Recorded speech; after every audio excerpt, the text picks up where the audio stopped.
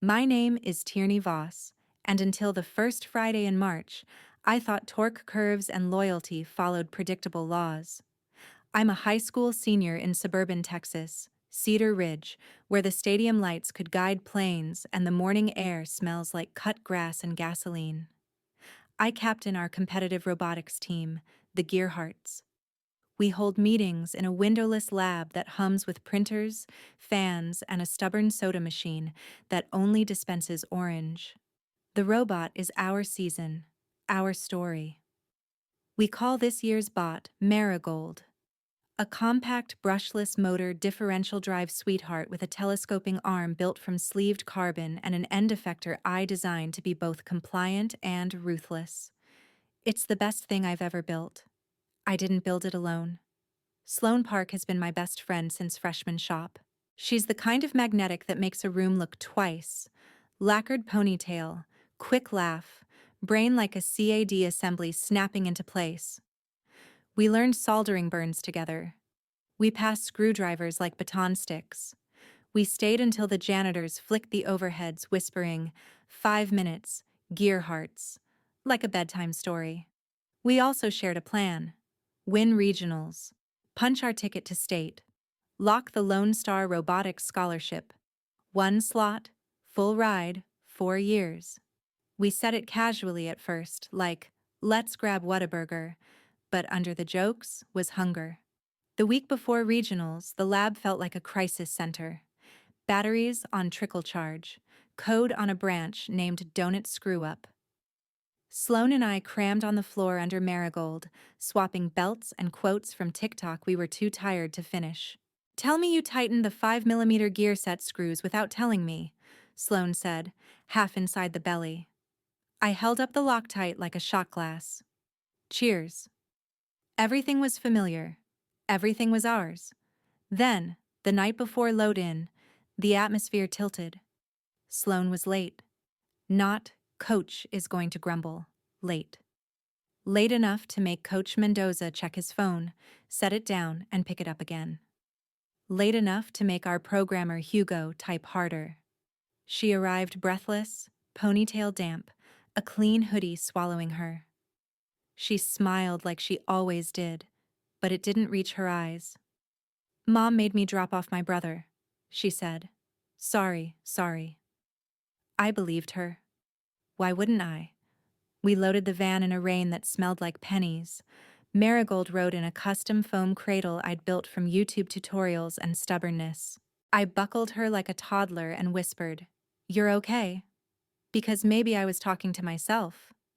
Regionals were hosted at the Silverwood Academy, a private school 15 minutes away that looks like a college brochure had a baby with a science museum. Their robotics program is our mirror and rival. We know their faces, their colors, their chants. Their captain this year is a senior named Connor with a jawline that could cut fishing line and a handshake that lasts 1 second too long. Good luck, he told me as we checked in. Hope your drivetrain doesn't brown out under load again. I smiled like a shark. We solved that. The pits were a symphony of zip ties and tension. Teams moved like pit crews, wheels spinning, code deployed, banners flexing. Cedar Ridge's pit is always a little cluttered, a little caffeinated, a little loud with the song of teens doing their absolute best. We raised our banner. We opened Marigold's crate. And then everything slowed. 2 pits down, Silverwood rolled their robot onto the table. For a second I thought my brain was overlaying images. For a second I thought this is what pride feels like when someone else wears your face. Their robot had our arm. Not inspired by ours. Ours. The same geometry of the telescoping sections, the same angle bracket with the weird notch we'd added at 3 a.m. and said we'd fix later. The same end effector, my end effector, with the compliant silicone pads cut at that signature taper, the one I'd prototyped with my mom's baking mats and a heat gun. Even their wiring runs hugged the frame in the way I'd diagrammed to keep centers of mass low and snag points away from refs' hands. I stared because maybe if you stare long enough, reality blurs back to normal. Tear? Hugo asked, voice small. Sloane's hands went to her pockets. I felt a new kind of cold, a cold that started behind my ribs. I moved without moving. I crossed the aisle like I was in someone else's body and, politely, stupidly, asked Connor, "Hey, can I see your intake?" He grinned. "Trade secrets." He didn't need to say more. The secret was already standing under their lights wearing my cheeks. Coach Mendoza was at my shoulder, murmuring, "Let's focus on our checks." But I could hear the undertow in his voice. Back in our pit, I laid out the prints. Our CAD, our notes. It wasn't just similar. It was cloned right down to the tolerances. But my brain wanted to be generous. Parallel evolution. Genius floating in the air. Shared forums. Something. Then I saw it. On the Silverwood arm, there's a gusset with a scratch. A raised white line like a lightning strike. Our gusset has the same scratch. We'd printed the prototype with a slight under-extrusion that made the corner weak. We reinforced it with fiberglass and a prayer. The scratch was our fingerprint. "Tierney," Sloane said, soft. "Don't." I looked at her like I was seeing her through fogged glass. "Where were you last night?" I asked. "I told you," she said. "My brother." "Your brother is on a band trip," I said. "Remember?" "We pooled for his percussion fundraiser. They left yesterday." Her lip trembled, then steadied. I hated that I noticed, and I hated that I still cared. I needed to make sure we were seen," she said, "by the right people." "What does that mean?" Hugo asked. Sloane glanced at Silverwood's pit, then back at me. "It means I took a meeting. With someone who can actually deliver the scholarship. I gave them our design packet. For exposure, for leverage. It's not like they copied everything." Hugo made a sound like air leaving a balloon. Coach Mendoza said a quiet, "Sloane." That was more disappointment than lecture. The world went dim around the edges. I could hear the crowd, the announcer, the compressors. But it felt like a glass wall had dropped between me and everyone else. "Exposure?" I said. My voice didn't sound like mine. "You sold it." She shrugged, brittle. "They said design is communal in this circuit anyway. Everyone borrows. Silverwood has reach. They promised to put my name on their patent application. They promised to mention our team in their presentation to the committee. They said, tier. They said they can secure a recommendation for the Lone Star Scholarship. For me, for me." 2 words like a nail through the palm. I thought about the way we wrote our names on the whiteboard at midnight. Team first. I thought about the nights we ate cold pizza on the floor while aluminum shavings glittered like confetti in our hair. I thought about trust like a wire harness, tight and clean, carrying current. And then I thought about my mother's face when she asked, trying to sound casual, "Any scholarship news?" While looking at our fridge that still had hospital bills stuck under magnets shaped like fruit. Regionals marched on. The judges circled. We competed. Marigold did what she was built for. But every time our arm extended, I saw their arm echo it. Every time we scored, I imagined them watching our code stream. Between matches, I scrolled through our Google Drive revision history like it could absolve me. A new share link had appeared 2 nights ago. Anonymous viewer access. Origin IP masked. Sloane stood 5 feet away, answering a judge's question about our control loop as if nothing had shifted. She didn't look at me. Silverwood went undefeated in Qualis. We placed 4th. In the pits, someone whispered, "Copycats." And someone else said, "Who knew Cedar had that in them?" The rumor made us larger and smaller at the same time. During the lunch break, I retreated to the far back hallway where the vending machines hummed and the floor smelled like mop water. I pressed my forehead against the cool tile, then slid down until my knees met my chest. I typed a message to my mom, "It's going okay," and deleted it. I opened my notes app and wrote, "This is what betrayal feels like," as if naming it would make it less. Then I opened our school's podcast app. I'd hosted a little segment for the journalism elective. Gearhead chats, competition recaps, nerdy hype. 50 listeners on a good day. It was nothing. Or it could be something. I thought of the Lone Star Scholarship Committee, faces I'd only seen on a web page. I thought of documentation, of proof, of testimony. All the adult words that felt like tools I could actually hold. If Silverwood had a stage and a spotlight, maybe I could wire my own. I wiped my face. I stood up. I walked back to the pit, a plan sketching itself like lines on a napkin. First, I needed evidence. Not just hurt, not a rant. Real, documented proof. Revision history. Timestamps. Side-by-side CAD. Statements. If Sloan wouldn't tell the truth, maybe someone else from Silverwood would. I glanced at their pit. Connor laughed at something. A girl on their team, short, dark curls, eyes darting, caught my gaze and looked away fast. Guilt reads like a weather report if you know what to look for. I turned to Hugo. "We're going to mirror the repo," I said under my breath. "Everything. And we're going to audit our file histories for any external shares. I want dates. I want receipts." He nodded, eyes wide, fingers already moving. On it. Coach Mendoza heard enough to lean in. "Tierney." "I'm not going to start a fight," I said. "I'm going to tell a story." Sloan looked at me then, finally. Her face softened, then hardened. "Don't do this."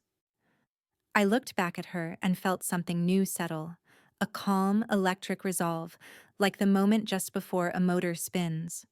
"You already did." An announcement blared, "Captains to the field for Alliance selection." The arena roared. This was the moment we'd always imagined together. It should have been us, shoulder to shoulder. Instead, I walked alone. We made the third alliance. Silverwood, of course, snagged first pick. Sloan stood with our team, clapping at the right moments, eyes like shuttered windows. As we queued for the quarterfinals, the girl with the dark curls from Silverwood brushed past me and slipped a folded paper into my hand. I palmed it like contraband and didn't look until I reached the tunnel's shadow. On the paper, in handwriting small and rushed, were 4 words. "I have recordings." Tonight, my heart thudded so hard my vision pulsed. In the distance, the crowd cheered for a practice run I couldn't see. I folded the paper back into itself and slid it inside my sleeve like a wire I wasn't ready to solder yet. The ref waved. "Cedar Ridge, you're up." I breathed in, and for a second the world narrowed to the weight of the controller and the hum of our bot on the field. But inside, something else had already started. A different machine. One I was building as I went. The whistle blew. I smiled. "Let's play," I whispered. And then, "Let's burn this all the way down." The Silverwood gym shook like a thunderstorm when the quarterfinal match started. Marigold lurched forward, her drivetrain eating the carpet like a predator starved. I knew her sounds, every click and whine, the way you know a heartbeat. But I wasn't thinking about the match. I was thinking about the folded piece of paper tucked under the elastic of my sleeve, pressing against my skin like a secret that hummed louder than the crowd. "I have recordings. Tonight." The girl from Silverwood. Dark curls, restless eyes. She looked younger than me, maybe a sophomore. Why would she risk sliding that note into my hand? And what kind of recordings could she possibly have? The buzzer snapped me back. "Tier, we need a climb," Hugo yelled. "Copy," I said, throwing the joystick into a perfect arc. Marigold's arm telescoped up, hooks catching the bar. She hauled herself skyward in a smooth mechanical pull-up. The crowd roared, but my chest felt hollow. We won the quarterfinal, then we lost in the semifinals. The Gearhearts clapped anyway, because that's what you do. Win like a team. Lose like a team. Coach Mendoza gave his usual speech about process, not outcome. Bah. But when I looked at Sloane, she wasn't mourning. She wasn't even angry. She looked triumphant. Silverwood had advanced to the finals, riding our design like it was their birthright. I wanted to scream, but instead I smiled. Because the louder they shone now, the harder their fall would be. That night, after the chaos of teardown, after hugs and photos and, "We'll get them next year," I stayed behind in the parking lot. The air was damp, streetlights buzzing overhead. I leaned against the van, scrolling mindlessly through my phone until headlights swept across me. A beat-up Corolla pulled into the far corner. The dark-haired girl stepped out, hoodie drawn tight. She scanned the lot, then walked toward me. "You're Tierney, right?" she whispered. "Yeah," I said. "And you are?" "Maya, Silverwood Jr. Look, I don't have long." She pulled out her phone, thumb shaking as she navigated her files. "Connor, our captain, he makes us record strategy calls. I save everything to the team drive like I'm supposed to. But I also back stuff up. You know, just in case." She handed me a wireless transfer code. "Here." I paired my phone. A file popped up. Silverwood_CaptainCall.mp3. My stomach twisted as I pressed play. Connor's voice, smug and clear. "Good work, Sloane. The design is slick. Better than what we had. Scholarship committee is going to eat this up. Don't worry, we'll make sure your name's the one they see." Then Sloane's voice. My best friend's voice. "Yeah. Tierney doesn't even care about the scholarship as much as I do. She'll bounce back. This is my shot, Connor. Just don't screw me over." My throat went dry. My fingers tightened so hard on the phone I thought I'd crack the screen. "Why are you giving me this?" I asked Maya. She bit her lip. "Because it's wrong. And because if Connor's willing to sell out you, he's willing to sell out us. I don't want to graduate with his shadow on my back." I stared at her, my mind spinning through possibilities like gears catching teeth. Proof. I had proof. Hard, undeniable proof. I could torch them with this file right now. Post it, share it, ruin them before the finals even wrapped. But something inside me whispered, "Wait. Build it right. Do this clean, not messy." "Thank you," I said, my voice low. "You just gave me the last piece I needed." Maya nodded, shoved her hands into her hoodie pocket, and hurried back to her car. I stood there in the dark, the file heavy on my phone, and felt the first sparks of control burn away the helplessness. Back home, I locked myself in my room and set my laptop on the desk. The glow of the screen lit up the robotics posters plastered on my wall, each one now mocking me. I opened my podcast dashboard. 50 regular listeners, friends, teachers, a few random alumni. Nothing serious. But what if... I stared at the blinking cursor in the recording software. My hands trembled. "Welcome back to Gear Talk," I whispered, testing the mic. My voice cracked. I cleared my throat. Tried again. "Welcome back to Gear Talk, Cedar Ridge Robotics Podcast. Normally, I'd be breaking down match stats, or talking about how our drive system held up under stress.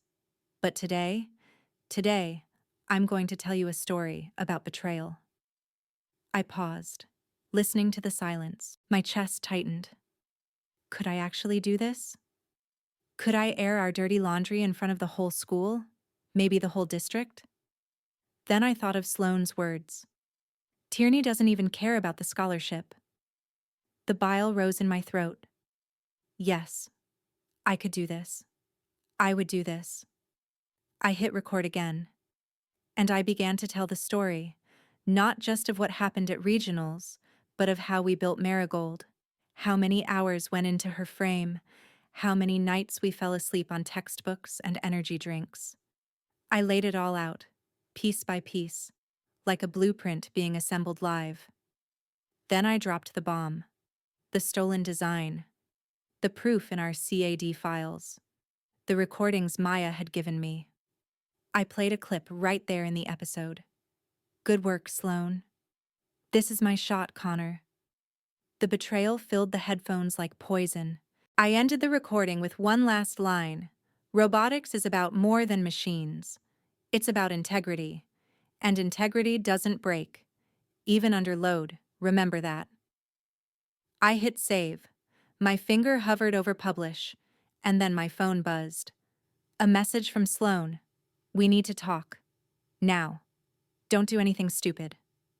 I stared at her text, my thumb trembling over the screen. Did she know? Had she figured out what I was planning? Another buzz. Meet me at the lab.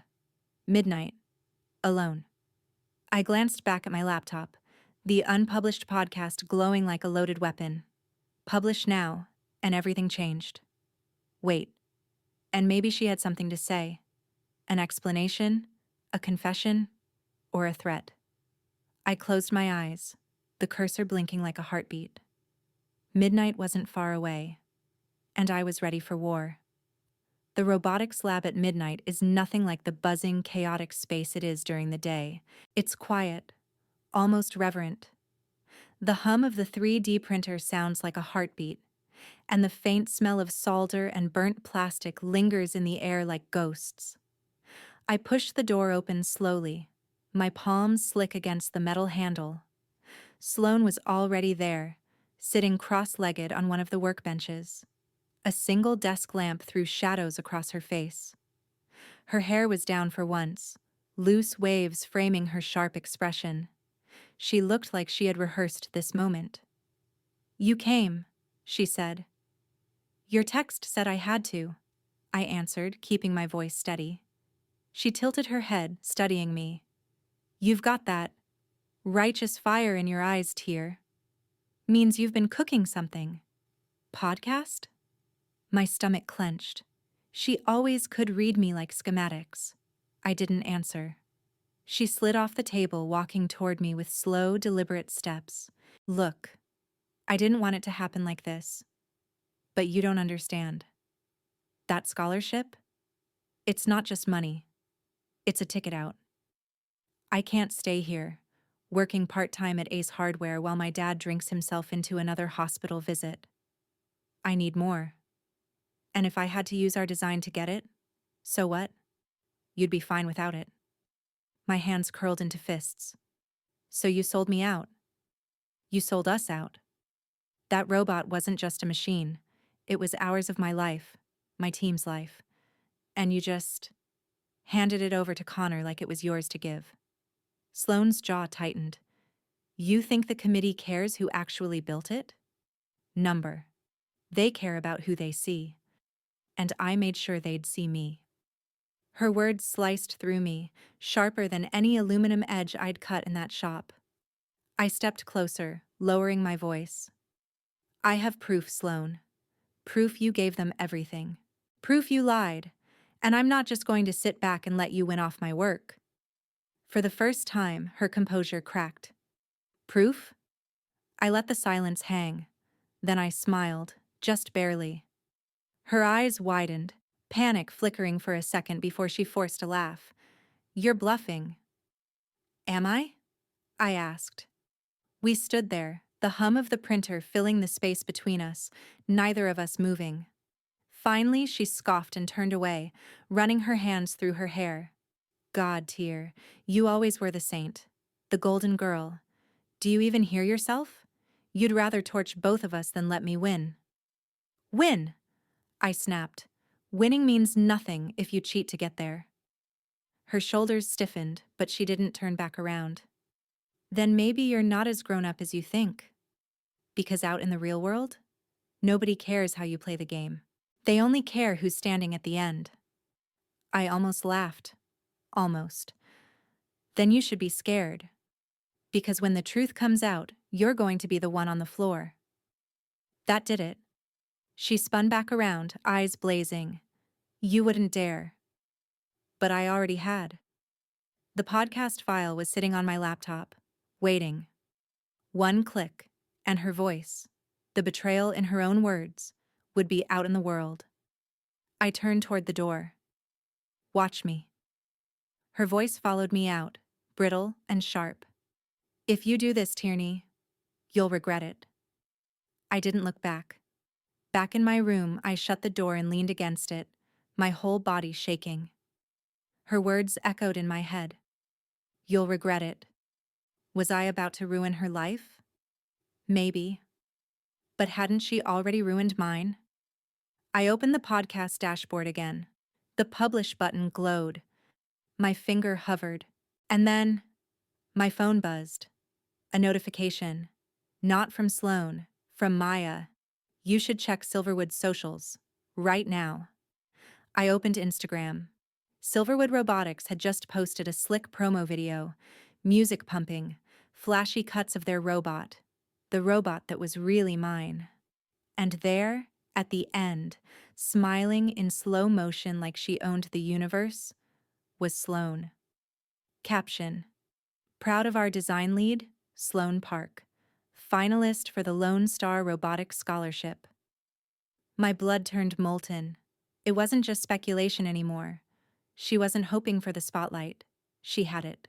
And now I had no choice. I clicked publish. The podcast went live at 1:07 a.m. By morning, my phone was a storm. Notifications stacked like bricks. Text messages from teammates. Tier, is this real? Oh my God, I knew something was off. Holy crap, you actually dropped this? Even Coach Mendoza called. I let it ring. At school, the hallways buzzed like a hive. Whispers followed me everywhere. People staring, phones out, earbuds in. By third period, I caught snippets of my own voice leaking from headphones. Sloan wasn't in class. Word was she'd left early. I didn't care. I kept my head high, even though my stomach twisted every step. But then, just before lunch, an email landed in my inbox. From Lone Star Robotics Scholarship Committee. Subject: Urgent, clarification required. I clicked it open. Ms. Voss, we have received concerning information regarding recent allegations. We request to meet with you in person this Friday, along with other involved parties, to review all evidence before proceeding with scholarship considerations. My hands trembled as I reread the words. This was it. The showdown. The final round. And if I wasn't careful, it wouldn't just be Sloane's future on the line, it would be mine too. By Friday morning, Cedar Ridge High felt like a courtroom. Whispers clung to me in the hallways, kids staring over their phones like I was some reality show villain, or hero, depending on which side of the drama they'd chosen. Hugo walked with me to first period, his voice low. You sure about this? The committee's no joke. They're gonna grill you. I'm not scared of grilling, I said, though my stomach twisted like copper wire. I've got proof. They've got nothing but lies. He gave me a look, half proud, half worried. Just, don't let her spin you. You know Sloan, she's a born talker. He wasn't wrong. Sloan could make a hardware failure sound like innovation if you gave her 5 minutes and a whiteboard. The meeting was set in a neutral space, the Silverwood Academy boardroom. Of course, long mahogany table, floor-to-ceiling windows, everything smelling faintly of lemon polish and old money. The committee sat at the far end, 3 adults in neat blazers, faces unreadable. In the middle, Dr. Halverson, the chairwoman, with glasses perched on the edge of her nose and a reputation for being impossible to impress. Connor sat on one side of the table, arms crossed, smirking like this was just another match to win. Sloan sat beside him, not in Cedar Ridge colors, Silverwood's blue hoodie. My heart clenched at the sight of it, even though I'd prepared for this all week. Coach Mendoza sat next to me, silent support. Hugo had begged to come, but Mendoza shut that down with a firm, Tierney has to fight this battle herself. Dr. Halverson tapped her pen. We're here to clarify allegations regarding the originality of Silverwood Academy's robotics design and whether improper conduct occurred in relation to scholarship applications. Ms. Voss, Ms. Park, you will both have the chance to speak. Sloane leaned forward, voice dripping with calm confidence. First, thank you for your time. I'd like to clear the air. Our design is inspired by many sources, but the execution is uniquely Silverwood's. Tierney is understandably emotional, given the stakes, but accusations without context can damage reputations unfairly. I almost laughed. She sounded like a TED Talk. Dr. Halverson turned to me. Miss Voss? I slid my laptop forward. My fingers hovered over the trackpad, then clicked. The projector lit up. Context, I said, is exactly what I have. I started with the CAD files, side-by-side comparisons, our revision history, time-stamped, the exact geometry of the telescoping arm, copied line for line, then the scratch. That one imperfection, carried over from our prototype onto their final build. Connor shifted, his smirk fading. Sloane stayed perfectly still. And finally, I said, opening the audio file, a direct recording of a Silverwood strategy call. I hit play. Connor's voice filled the boardroom. Good work, Sloane. The design is slick. Scholarship committee's going to eat this up.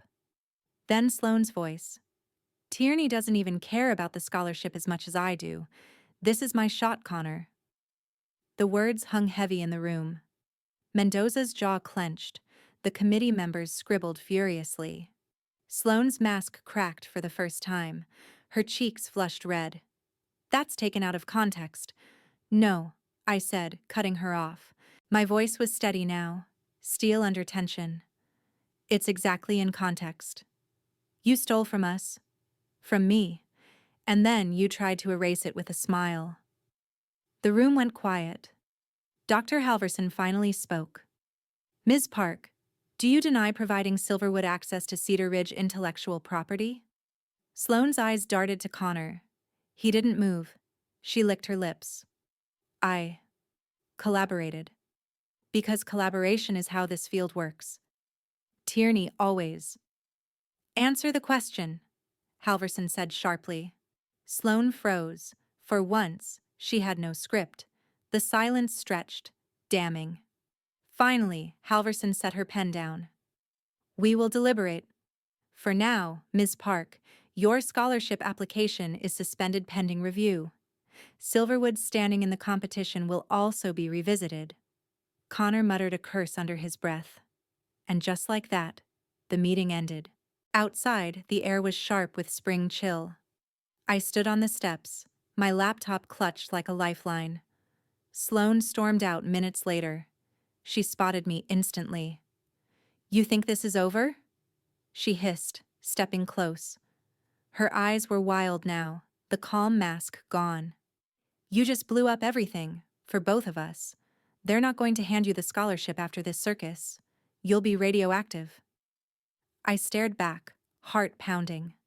She wasn't entirely wrong. The committee might decide neither of us deserved the slot. But I still smiled. Better radioactive than a fraud. She shoved past me, storming off toward the parking lot. Mendoza came up behind me, resting a hand on my shoulder. You did the right thing, Tierney. Doesn't feel good now, but it will. I wanted to believe him. But as I stood there, watching Sloane disappear into the distance, I couldn't shake the weight pressing down on me.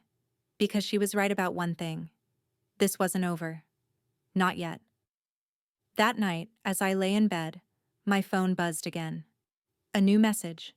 From an unknown number. If you want the scholarship, meet me tomorrow. Alone. Don't tell Mendoza, don't tell anyone. Attached was a dropped pin. A cafe on the far edge of town. My breath caught. Was it a trap? Or another ally like Maya? Someone with more dirt on Sloane and Silverwood? Either way, I couldn't ignore it. I stared at the glowing map. the pin pulsing like a warning. Tomorrow, I'd find out. The cafe was the kind of place that barely survived on the edge of town. Flickering neon sign, greasy windows, a handful of regulars who looked like they'd been glued to the same vinyl booth since the 90s. I parked 2 blocks away and walked in with my hood up, my laptop bag slung across my shoulder. It was early afternoon, but the sky outside was low and gray, pressing down like a lid. The bell above the door jingled. Heads turned, then turned back. In the corner, at a booth with a chipped tabletop, sat Maya, the Silverwood girl who had given me the recording. Her hood was pulled low, but I recognized those restless eyes instantly. So the unknown number was her. I slid into the booth across from her. You could have just texted me. What's with the cloak and dagger routine? She glanced around, then leaned in. Because if Silverwood finds out I talked to you again, I'm toast. Connor's already paranoid. He thinks someone on our team leaked the call. I raised an eyebrow. And he's not wrong. Her lips twitched. Yeah, well, I like living dangerously. She pulled out her phone, dropped it on the table, and opened a folder. I didn't show you everything before. I thought one recording would be enough.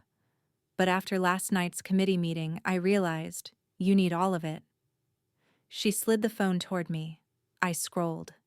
Dozens of audio files, meetings, side chats, even one labeled Scholarship Call Confidential. I tapped it open. A man's voice came through, professional and clipped. Connor, the committee values Silverwood's track record, but we'll need something tangible to justify recommending Sloan Park. Can you guarantee that her name will be attached to your design contributions? Connor. Absolutely. She's been our design lead from day one. Sloan. Yes, I spearheaded the entire system redesign. Tierney, my old teammate, she helped, but not at this level. This was me. My stomach dropped. There it was. The knife with fingerprints. Sloan hadn't just stolen the design. She'd erased me from the story completely. Maya leaned back. I couldn't listen to it twice. Made me sick. I clenched the phone so tight my knuckles ached. They're trying to rewrite history. Pretend I don't even exist. Maya nodded. Exactly. And the committee? They want someone marketable. They don't care who really did the work. If you don't keep pushing, Silverwood wins by default. I exhaled hard, the weight of it pressing into my chest. Then I need to go bigger. Louder. The podcast isn't enough. Maya gave me a wary look. What are you thinking? I stared out the greasy window, watching a car splash through a puddle. Live stream. Live testimony. Live evidence. Everything out in the open. No edits. No spin. Let the world hear them in their own words. Her eyes widened. Tierney, that's dangerous. You could tank your own rep too. I shrugged, a grim smile tugging at my lips. Then I guess I'll go down swinging. By the time I got home, I had a plan. Step 1. Compile every piece of evidence into a bulletproof folder. CAD timestamps, revision logs, Maya's recordings, screenshots of Silverwood's promo posts. Step 2. Set up the live stream. Hugo had connections with the school's AV club. He could help me push it onto platforms that reached beyond our little high school bubble. Step 3. Timing. The finals. Silverwood would be basking in victory if they won, or clawing for excuses if they lost. Either way, the spotlight would already be on them. That's when I'd flip the switch. But plans are fragile. And just as I was organizing my files, a knock rattled my bedroom door. Tear? My mom's voice. There's someone here to see you. My heart stuttered. Who? She hesitated. Sloan. I froze. Every instinct screamed to tell Mom to send her away, but curiosity won. I walked out to the living room. Sloan stood there, arms folded, Silverwood hoodie zipped to the chin. Her expression was flat, unreadable. "We need to talk," she said. Mom glanced between us, clearly sensing the tension. "I'll give you two a minute." She disappeared into the kitchen. Sloane didn't waste time. "You've got more recordings, don't you?" I didn't answer. She stepped closer, lowering her voice. "Listen, Tyr, I know you're angry. I know you feel like I stabbed you in the back. But think about what you're doing. If you keep this up, neither of us gets the scholarship. Silverwood gets penalized, Cedar Ridge looks like sore losers, and the committee decides we're both liabilities. Nobody wins." I swallowed hard, forcing my voice to stay steady. "So your solution is what? Let you take everything and pretend I never existed?" Her jaw tightened. "My solution is survival. You think the world rewards purity? Number. It rewards winners. If you want a future in this field, you need to stop playing the martyr and start playing the game." Her words burned like acid, and yet, there was fear behind her eyes. I smiled coldly. "Then maybe it's time to change the rules of the game." For a moment, silence stretched between us, heavy and electric. Finally, she shook her head, almost pitying. "You're making a mistake. When this blows up, you'll see." She turned and walked out, the door slamming like a gavel. That night, I sat at my desk, staring at the live stream setup. My finger hovered over the schedule button. Once I locked it in, there'd be no going back. No pause, no edit, no undo. The cursor blinked on the screen. Schedule live stream, Saturday, 6 p.m. I clicked. The countdown began, and for the first time in weeks, I felt steady. Tomorrow, the world would hear the truth. Saturday, 5:47 p.m. My bedroom looked like mission control. Laptop open, files queued, audio levels tested twice. Hugo sat on my bed, nervously tapping a soda can. He'd agreed to help run the tech side. "You sure about this, Tyr?" he asked, eyes darting to the live stream timer. 13 minutes. "Once it's live, there's no pulling it back. No do-overs." I leaned over the desk, tightening my grip on the mic. "That's the point. No one can say I edited it. No one can twist it. They'll hear the truth raw." He blew out a breath. "Yeah, but the truth doesn't always make you the hero. Sometimes it just makes you radioactive." I glanced at him, a wry smile tugging at my lips. "Then I'll glow in the dark." 5:59 p.m. The timer ticked down. My chest felt like a vice. I could hear my heartbeat in my ears. Hugo gave me a thumbs up. Streams live in 5, 4, 3. The red light blinked on. I inhaled, steadying my voice. "Welcome to Gear Talk. But tonight's not just another robotics episode. Tonight's about something bigger. It's about betrayal and about truth." The chat lit up instantly. Names from Cedar Ridge, even Silverwood students. Numbers climbing faster than I expected. I clicked through my evidence like laying down cards on a table. CAD files, revision logs, the scratch, the promo video featuring Sloane, and then the recordings. Connor's voice, Sloane's voice, clear, undeniable. The chat exploded. "Holy crap! She sold them out. No way this is real. Play it again." I leaned closer to the mic. "This isn't just about robots. It's about what happens when integrity gets traded for ambition, when friendship gets sold for spotlight. And I won't let that stand. Not in my team, not in my life." I ended with the same line from my first podcast: "Integrity doesn't break, even under load." Then I cut the stream. Silence filled the room, just the faint buzz of my laptop fan. Hugo stared at me, wide-eyed. "Tyr, you just nuked them." I let out a shaky laugh. "Good." But before I could breathe, my phone buzzed violently with notifications. Twitter threads, Instagram reposts, even TikToks already cutting clips from the stream. The thing had gone wildfire, and buried among the chaos was one notification that froze me. Email from Lone Star Robotics Committee subject. Immediate response required. I opened it. Ms. Voss, your live stream has been brought to our attention. The committee is now accelerating deliberations. Both you and Ms. Park are required to attend an emergency hearing tomorrow at 10 a.m. at Silverwood Academy. Attendance is mandatory. My stomach dropped. Hugo read over my shoulder. They're making it official. Tomorrow wasn't just a meeting, it was the final trial. The next morning, the Academy's boardroom felt colder than before. Cameras lined the back wall now. Local news had caught wind. Reporters whispered in the hallway. This wasn't just scholarship business anymore. It was public.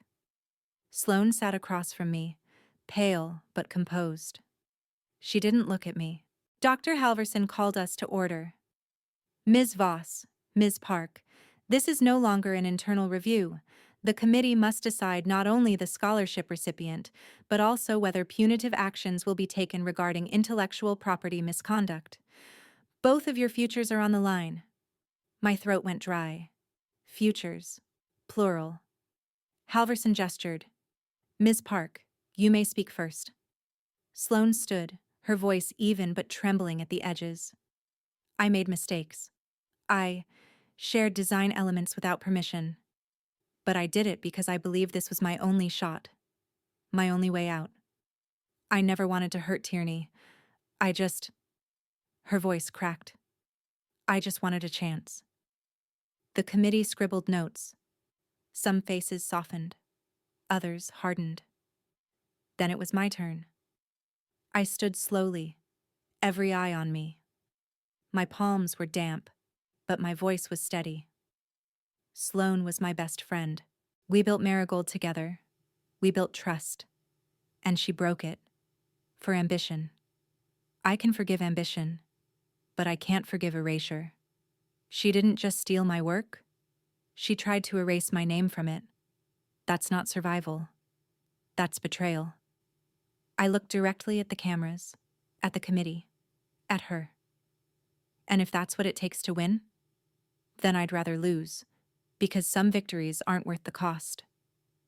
Silence. Heavy. Unblinking. Dr. Halverson finally leaned forward, folding her hands. Thank you. We will deliberate. The hearing adjourned. The reporters swarmed, questions shouted, microphones shoved toward me. Hugo tried to shield me, but it was chaos.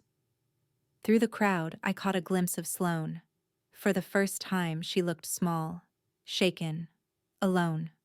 Our eyes met, hers filled with something I couldn't name, anger, regret, maybe both. Then she turned away, swallowed by the crowd.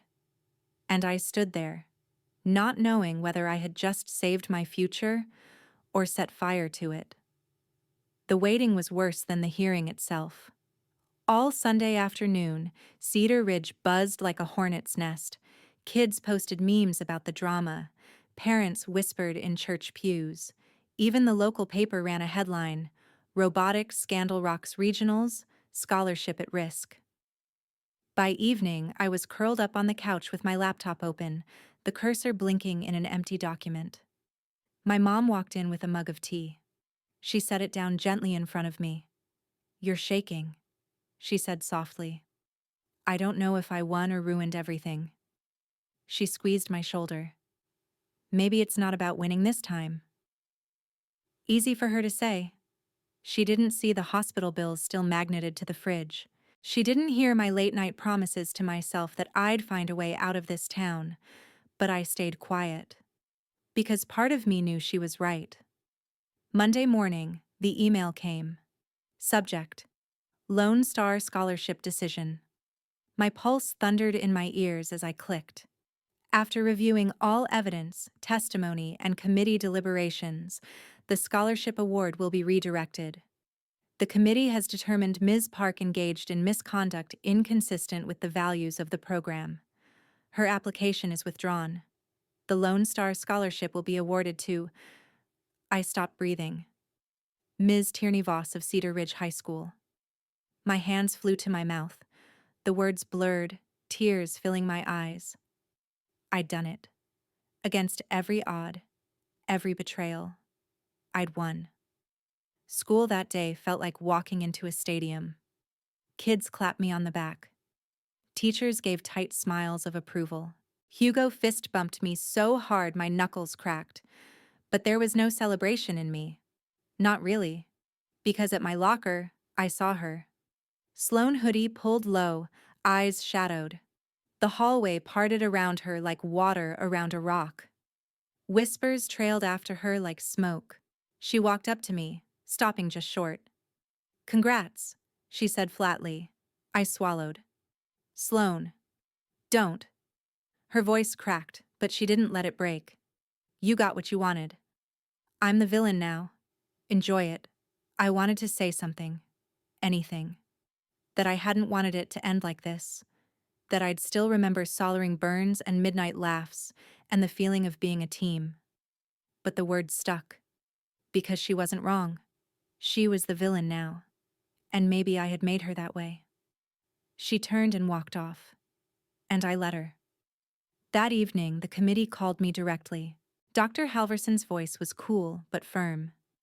"You should know, Ms. Voss, that while you've been awarded the scholarship, you'll be under closer scrutiny than most recipients.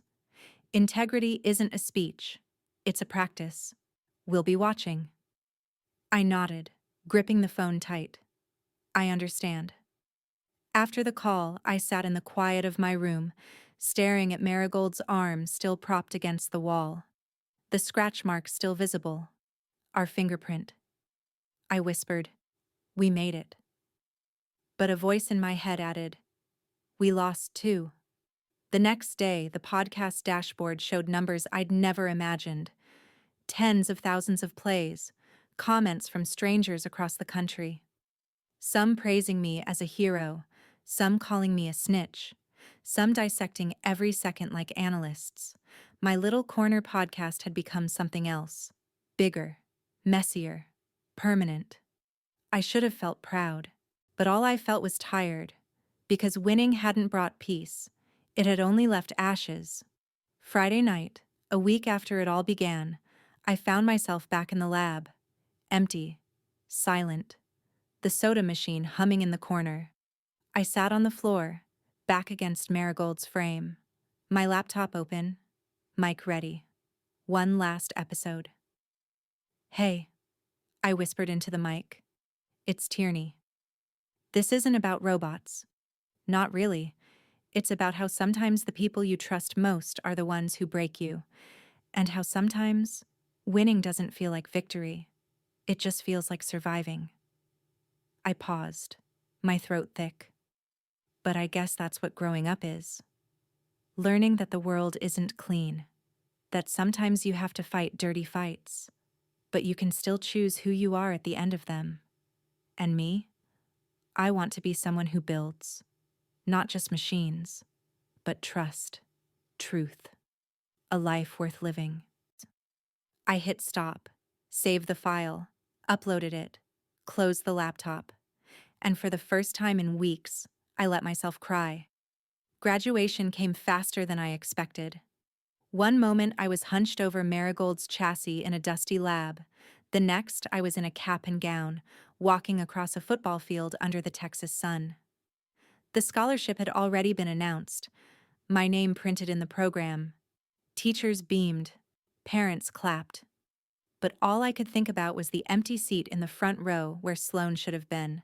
She hadn't shown up. Not for awards night, not for graduation. Rumor was her family had already moved. Transferred her somewhere quieter, somewhere she could disappear. Part of me was relieved. Part of me felt hollow, because Sloane wasn't just my betrayer. She was also my best friend, my co-engineer, my other half in the lab. And erasing her from my story felt as wrong as her trying to erase me from hers. The summer passed in a blur. College acceptance packets, scholarship paperwork, podcasts now averaging thousands of listeners. I kept recording, though the topics shifted. less about robots, more about resilience, about how betrayal cuts deep, but you can solder yourself back together. Sometimes, late at night, I'd scroll through my messages. Buried among the praise and hate were occasional anonymous notes. Short, sharp. You didn't have to destroy me. One day, you'll see what it feels like. I never knew if they were really from Sloan, but I always felt the weight of them. August arrived. My last night in Cedar Ridge.